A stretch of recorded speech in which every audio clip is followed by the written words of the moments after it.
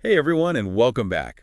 We're doing a deep dive today on personal finance, and specifically, we're going to be looking at some excerpts from Dave Ramsey's The Total Money Makeover. A lot of you out there are looking for a better way to manage your money, and Ramsey's approach, well, it's known for its intensity, to say the least. Yeah, and what's interesting about Ramsey is that he really has walked the walk. He's been through it all, millionaire to bankrupt and back again. Oh yeah, that whole PhD and DUMB thing. Exactly. And that experience really shapes his advice, which he calls the 7 baby steps. Okay, so let's get into these baby steps then. First up is save $1,000 fast. Right, and this is about building that very first emergency fund. So just a little cushion. Walk before you run. Exactly. It helps you break that cycle of living paycheck to paycheck and constantly relying on credit. Okay, so then step two, this is where things get really interesting. Yeah. Attack all debt except your house using the, debt snowball method. Yeah. The debt snowball, and this is where Ramsey's psychology really comes in. So you list all your debts from smallest to largest, and then you throw everything you've got at that smallest one until it's completely gone. Like a gazelle outmaneuvering a cheetah. That's how he describes it. It's laser focus, intensity, tackle them one by one. As each one disappears, you gain momentum. Right, those small wins build momentum like a snowball rolling downhill. And you start seeing progress. You start feeling motivated, and that really keeps you going. He even says, if your broke friends think you're crazy, you're on track. Yeah, I love that. tough love, right? But it makes you think. It really does. Step three, finishing that emergency fund. He recommends 3 to 6 months of expenses saved up. This is building some real security here, not just a little temporary fix. This is real security. And that's where that definition of an emergency actually changes over time, doesn't it? Oh, yeah, absolutely. When you're first starting out, almost anything feels like an emergency.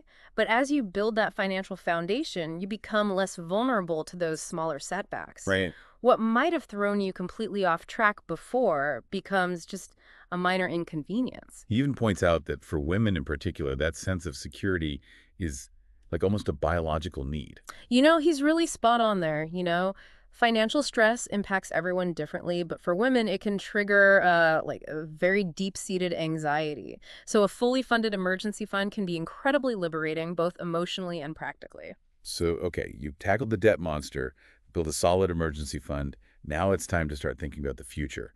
Baby steps 4 and 5 focus on retirement and college savings. Yeah, and Ramsey's not just saying throw money at any account. He advocates for investing in good growth stock mutual funds consistently for the long term. He really believes in the power of the market to build wealth over time. He uses that example of Joe and Susie Average to show how even with an average income, that consistent investing can lead to, wait for it, millions over time. Millions. Millions, yeah. That's the magic of compound growth. And that's why he emphasizes starting early. Doesn't matter how small the amount, just start early. But he also stresses it's never too late to start. He tells the story of a woman named Gail who started at 57 and she still achieved financial security. That's encouraging. Speaking of never too late, let's talk about some of the myths that Ramsey debunks. He tackles those deals that sound too good to be true. Oh, yeah. And those usually are, right? Yeah. This is where understanding the real cost is so important. He takes on things like leasing cards, 0% financing, even cash value life insurance. All these deals often come with hidden costs and long-term implications that people don't really think about or even consider. He really pulls back the curtain, and those supposed savings can be an illusion. Absolutely. He wants readers to really question those assumptions, like look beyond the marketing hype, right, and understand the real long-term implications of their choices. Okay, now for an idea that might sound a little radical to some, paying cash for a home. Now, that might sound crazy, especially in today's market, but Ramsey lays out a pretty compelling case for how achievable it can be if you have the right mindset and you're focused. He even explains how he did it himself. It wasn't through deprivation, it was just shifting priorities and being willing to make some short-term sacrifices. He shares a story about a couple, Luke and Sarah, who managed to buy a home with cash in just a few years. They show that with dedication and a clear goal, it's possible to break free from the cycle of mortgages and interest payments. Yeah, their story highlights the importance of a clear goal. You have to be willing to make short-term sacrifices for those long-term gains. It's a powerful reminder that you have control of your financial future. And that brings us to Ramsey's philosophy on the 3 uses of money. Fun, investing, and giving. He emphasizes that money isn't just about accumulating more, it's about living a fulfilling life Yeah. and using your resources to make a positive impact. He even tells this heartwarming story about Santa, a guy who paid it forward to a man named Tom Horn, who had actually helped them out years earlier when he was struggling. Oh, wow. It's a beautiful example of how generosity can come full circle. It really is. You know, it's a powerful reminder that financial freedom isn't just about the numbers. It's about the freedom to live a life aligned with your values. And, sometimes that means using your resources to really help others. So we've got those first 6 baby steps down, Mhm. but then there's the final baby step, building wealth and giving. This is where it all kind of comes together. Yeah, it's really moving beyond surviving to thriving. And that's where I think Ramsey's emphasis on generosity really shines through. He really believes that true wealth isn't just about what you accumulate, but what you give back. Absolutely. And he's not just talking about, writing checks either. He encourages people to find ways to give their time, their talents, or resources to causes that they're really passionate about. Yeah, it's recognizing that financial success isn't an endpoint, it's a platform for making a positive impact on the world around you. Now, we've covered those baby steps, but there's another key element to Ramsey's approach that I think we should unpack a bit more, and that's the idea of focused intensity. He talks about it a lot, and it's clear he believes this is essential for achieving a total money makeover. It's interesting how he connects that intensity to the concept of gazelle intensity, right? Yeah. That idea of a gazelle evading a predator. It's about being fully present, completely committed to the goal, and willing to do whatever it takes to succeed. He even uses the phrase, shave your head and drink the Kool-Aid, Oh. which might sound a bit extreme, but I think it really highlights the level of dedication that he believes is necessary. Yeah, it's intense. And that intensity isn't just about the financial steps, it's also about addressing the underlying mindsets and behaviors that often sabotage our financial well-being. He talks about the importance of recognizing and overcoming, our own personal hurdles, whether that's ignorance about finances, denial about our spending habits, or even the need for approval from others. Right, being honest with ourselves about the choices we're making and being willing to make those significant changes to achieve our goals. And he really stresses that those changes often require pushing back against societal norm, those messages we're bombarded with about debt being normal, consumerism being equal to happiness, keeping up with the Joneses being a worthwhile pursuit. Yeah, He challenges those assumptions head on. definitely. So let's maybe shift gears a little bit and talk about some of the specific financial tools and strategies that Ramsey recommends. We already touched on budgeting a bit, but he goes into a lot more detail about the importance of creating a written budget and really tracking your spending. Yes, and he's a big proponent of what he calls the zero-based budget, where you're allocating every dollar of your income to a specific purpose. Nothing is unaccounted for. He even suggests using the envelope system, where you physically divide your cash into envelopes labeled for different spending categories. Okay, so that might seem a little old school, but it can be so effective for people who tend to overspend, especially in certain areas. Really creates a visual. Yeah, it creates those clear visual boundaries for your spending. Now, he also emphasizes the importance of understanding insurance, especially as you progress through those baby steps and you start accumulating assets.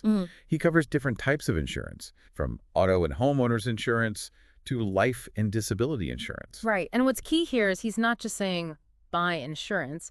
It's about being informed about your options, understanding what you really need, and choosing policies that align with your financial goals and your risk tolerance. Yeah. And he's particularly adamant about term life insurance, calling it the only type of life insurance worth considering. He also stresses the importance of disability insurance, pointing out that you're statistically more likely to become disabled than to die before retirement. It really is about protecting your income, which is crucial, especially if you're the primary earner in your household. Makes sense. Now, probably one of the most controversial aspects of Ramsey's approach is his strong anti-debt stance. And he's pretty vocal about it. Oh, yeah. Calls it dumb, Yeah. advocates for avoiding it whenever possible. This is where his personal experience really comes through. Having gone through bankruptcy, he understands the devastating impact debt can have On families. on individuals, on families, and how it can lead to stress, conflict, and just that feeling of being trapped. And he's not just against credit card debt. He also discourages taking out any kind of loan, from car loans and student loans to personal loans, even home equity loans. Now, this is definitely where his approach kind of diverges from more mainstream financial Yeah. advice. Most advisors would say, use debt strategically, especially for investments like real estate or education.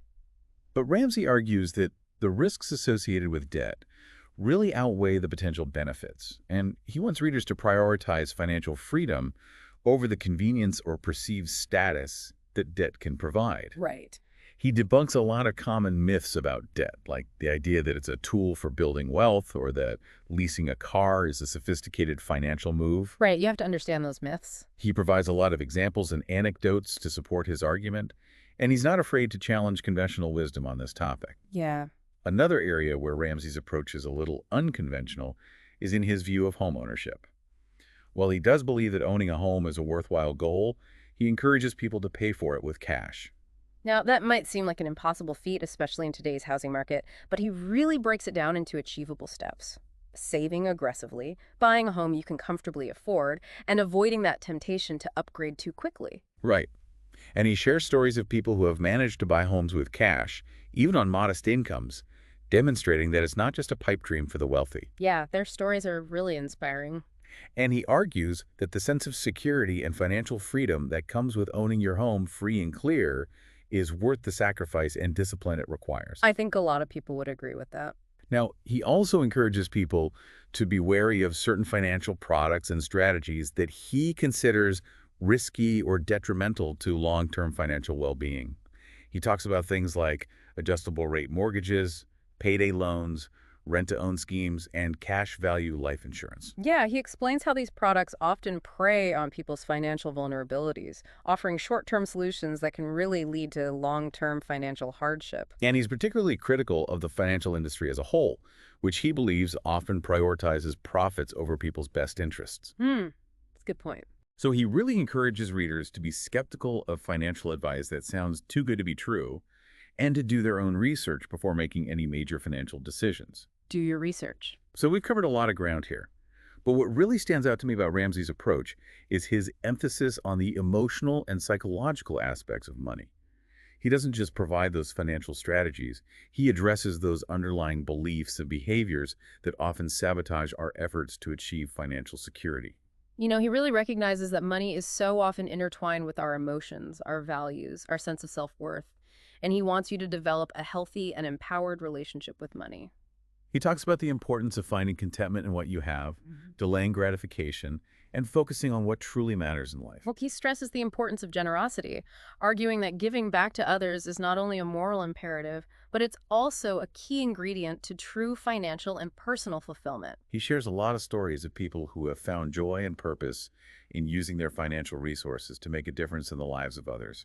And those stories are really powerful. They highlight the transformative power of generosity, both for the giver and the receiver. So we've really dug into Dave Ramsey's The Total Money Makeover. And, as we kind of wrap up this deep dive, what really stands out to you about his approach? What feels most insightful? What maybe challenges some of your current thinking about money? What leaves you wanting to maybe explore a little bit further? I think it's so fascinating how Ramsey really connects the dots between practical money management and your emotions and psychology, right? He's not just handing you a budget spreadsheet. He's prompting you to think about your values, what you prioritize in life, how that impacts your money decisions. It becomes a much bigger conversation than just, dollars and cents. You're right. He really pushes buttons and makes people rethink some pretty deeply held assumptions about money. But I think that's a good thing. It forces us to be honest about how we really feel about money, not just what we've been told we should feel. Exactly. By digging into those sometimes uncomfortable truths, right, about our money mindset, he's setting the stage for lasting change. It's not just about breaking a bad spending habit. It's about transforming your entire relationship with money. Now, some people find his approach maybe a little too simplistic, too black and white. But I think there's a lot of power in his straightforward, no-nonsense style. He cuts through all that confusing financial jargon and gives you clear, actionable steps to take. Yeah, he's not getting lost in complex theories or nuanced economic models. He's giving you that practical roadmap to follow, something anyone can understand and apply to their own life. And that accessibility is a big part of his appeal. He's empowering people from all walks of life to take control of their finances. Doesn't matter where you're starting from, he really believes you can achieve financial freedom. Yeah, he's demystifying money, making it less intimidating, and providing those tools and knowledge you need to succeed. It's like he's saying, look, it's not rocket science, you can do this. And I love how Ramsey leaves us with this really powerful question at the end of the Total Money Makeover. Now that you've explored his method, what is one small step you can take today to start your own journey? It's a great reminder that even small changes, consistently applied, can lead to those huge results over time. Just like those small, regular investments can add up to big gains, right? Yeah, absolutely. It's about taking action, shifting your mindset, and building momentum towards a life where you're in control of your money, not the other way around. Well said. And remember, it's not about being perfect, it's about progress. One step at a time, you can build a future where you're financially secure and living a life aligned with what truly matters to you. Until next time, keep diving deep.